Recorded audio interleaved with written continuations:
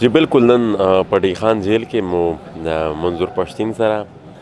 او سره نور زموږ کوم ملګري دي علمزیب مسعود عارف وزیر او شاهد شیراني هغوی سره ملاقات وشو نو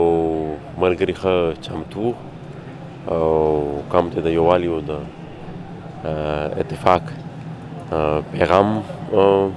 رالېږلی دی او نوره بس هغوی لګیا وو ښه په سور کې وو چکۍ خو نارمل چې په جیل کې کوم وي نو هماغه دغه دپاره د دهشتګردو دپاره یا د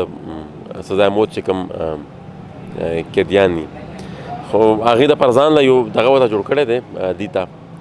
او څلور ملګري په ځان له یو د نور جیل نه ځان ته په یو مختلف سیلز دي هغې کې ساتلي دي او نور جیل چې کوم خلک دی هغه هغوی ته نه ورپرېږدي سیاسي قیدیان خو چې دلته داسې کار دی چې یو وخت په داسې و چې سیاسي قیدیان به جیلونو ته لاړل نو هلته به هغوی سټډي سرکلې کولې هلته به هغوی مشاعرې کولې هلته به مطلب هغوی یو بل نه سیاسي پوه خو دلته خو اوس مصیبت دا دی چې ریاست ته جبر دومره زیات سوی شوی دی چې د سیاسي قیدي سره د عام قیدي نه هم زیات سخت ټریټمنټ کوي نو پکار خو دا وه چې د سیاسي بطور یو سیاسي قیدي دی مو د سره نور مې زموږ څومره ملګري دا ټریټ شوي وي خو بدقسمتي سره دلته دا زموږ المیه ده موږ د ریاست جبر وایي چې هغه شانتې عمل چې کوم سیاسي قیدیانو سره پکار دی هغه نه کېږي هغه ښه برابر و هغه وایي چې بس ایله مې دلته ارام وکړو او لږ د مطالعې ټایم میلاو شو نو بس هغه به ارام کو مطالعه کو څه کمی نه و داسې خاص څوارلس دي په ټول پاکستان خو په ډی خان کې څلور کیسونه دي په هغه کې د ګرفتاري شو کړی ده په هغه کې به دوو کې نن بحث وشو زمان درخواستونه جمع دي په دوو کې به سبا د زمان درخواست جمع شي آینده تګلاره خو داسې ده چې احتجاجونو اعلان مو کړی دی 2 ځله خو وشو په ټوله دنیا کې په ټوله پاکستان په ټولو ښارونو کې هم او په دې راتلونکي نهم تاریخ باندې موږ په لورلای کې او په کراچۍ کې په 2 ځایونو کې احتجاجي جلسه ده بیا به هغې نه پس په 14 تاریخ په ډیر اسماعیل خان کې زموږ جلسه ده او بیا په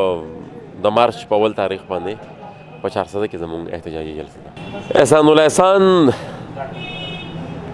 د ده دا کیس داسې دی چې تا مثال که سړی د ټوکن کیس والي نو زموږ د بیانیې تایید کوي دا هر چې سره روان دي زموږ د بیانیې تایید کوي موږ به دا همیشه دا خبره کوله چې د وار ان ټیر د بنیاد چې کوم دی دا په دروغو باندې دا یو جنګي اقتصاد و چې بس د ډالرو د ګټلو دپاره یو هڅه وه چې هغې کړې وه هغه بیا موږ هم لیدل دلته چې په کومه طریقه ترهګر راغلی بیا د هغې خلاف څنګه دروغجن اپریشن وشو بیا به موږ همیشه دا خبره کوله چې دلته زموږ چېرته یو ملګري نیم به ګرفتار شو چې د انساني آئیني او قانوني حقوقو غوښتونکی هغه سره داسې چلند کېږي چې هغه د پاکستان په جیلونو کې هغه په عدالتونو چکر هم وهي موږ هم ټول په دې عمل